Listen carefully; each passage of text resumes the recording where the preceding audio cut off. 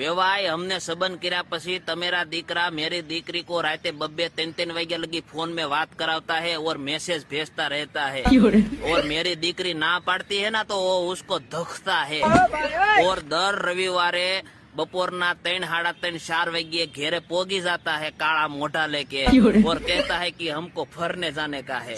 हमारे खोवड़े पे ऐसा रिवाज नहीं है फरने जाने का અને आखी रात फोन में बातों करने का। वेवाय હવે આ વાત मैंने તમને समझा दिया है।